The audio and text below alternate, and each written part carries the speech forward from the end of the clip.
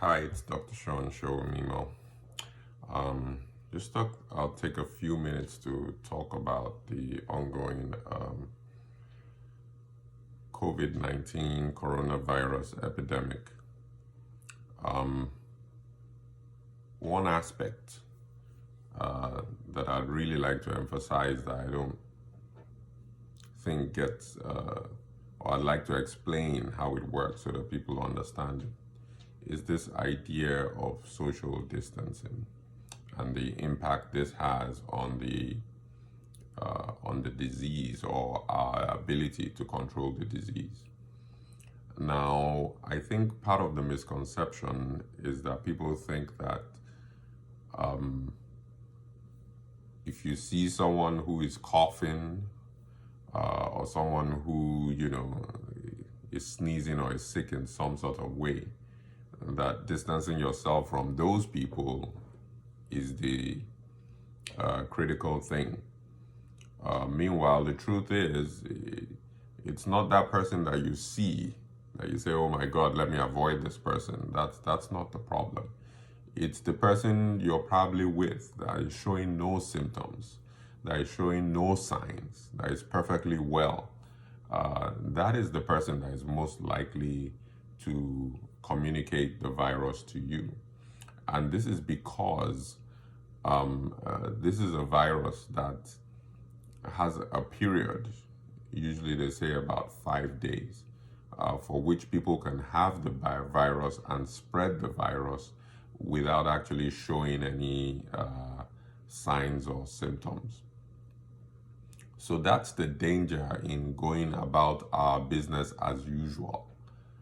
It is that people can casually spread this virus, which spreads by droplet. That means you expect to, as you speak, there's droplets that are coming out, and this you can think of someone who has bad breath, and when they're speaking, you can actually perceive that. That is chemicals, that is things being put in the air that you're perceiving. So same thing for the virus.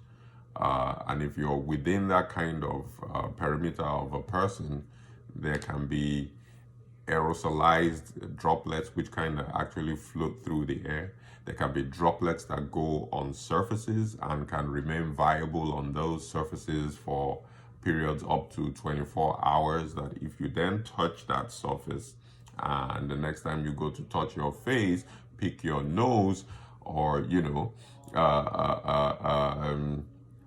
lick off something from your thumb, you've then transferred the virus into your actual system.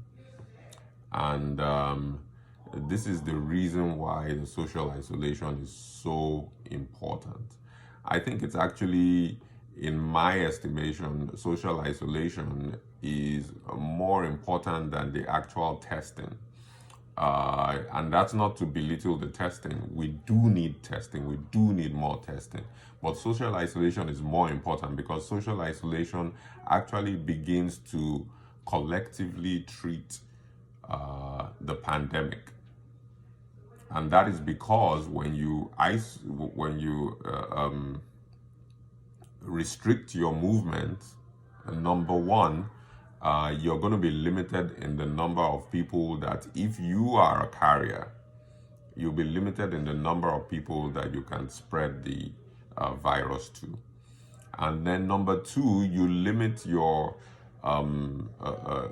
contacts that can spread the virus to you unknowingly. I'm not really concerned so much about people who are exhibiting signs and symptoms. That is easy to identify and try to protect yourself. It's the fact that unknowingly people can transfer this thing to you, and unknowingly you can transfer it to others. So that is the importance of just hunkering down and getting to this place of social distancing. I know it's horrifying to think about shutting down the whole society.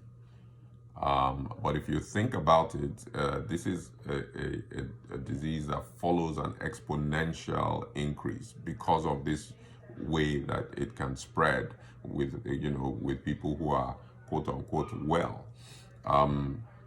Because of that, the isolation piece or the social distancing piece is the most effective way to sort of minimize that.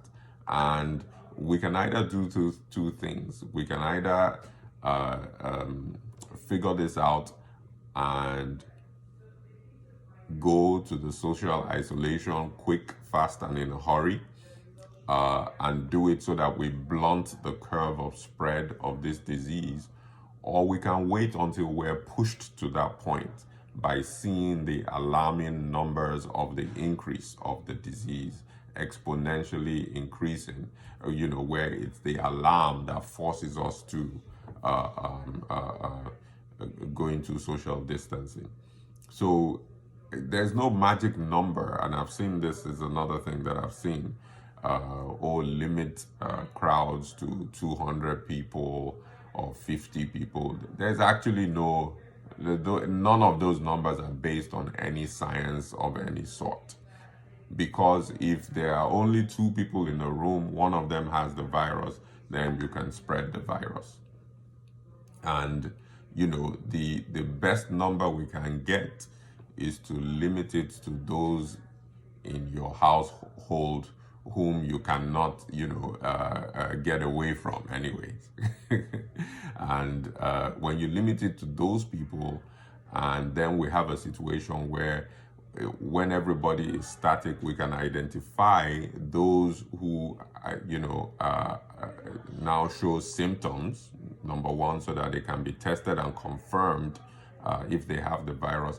And then the tracing of the people that they've been in contact with will be much easier, because we know that they've only been in contact with this specific set of people, and they've not been out where in places where they don't even know where they've been in contact. They've not gotten on a train, and you don't know those people on the train to be able to trace those contacts.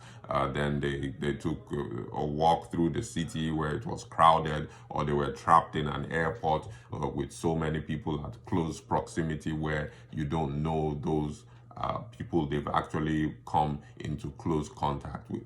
And that makes the disease able to spread and less able to track. So this is something that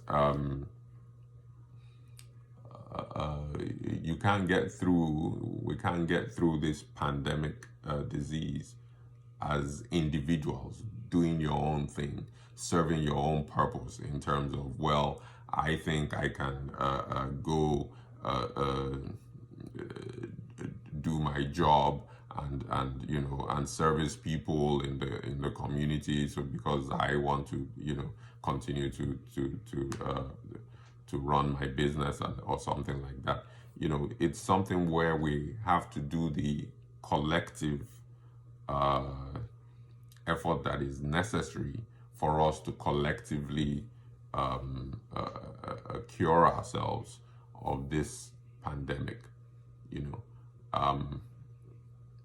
I haven't spoken about the individual as in terms of the individual getting the coronavirus and the treatment of that. I'm trying to focus on how, as a collective, we get to solving this problem, and focusing on what I believe is the most important thing to flatten the curve of the disease, reduce the spread of the disease, which is social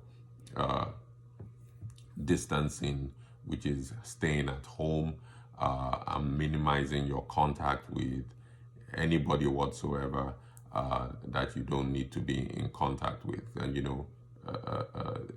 go online, find other alternatives with the technology that we have, that you can communicate with people and achieve whatever purposes you have to achieve. Don't become panicked and look at your own personal self-preservation as well. Alone, and go out there buying more than what you need to survive. This is not the way it's going to work. It's going to work when we come together to do what we need to do collectively to flatten this curve and to make this thing go away in the shortest period of time that is possible. Thank Thanks for listening.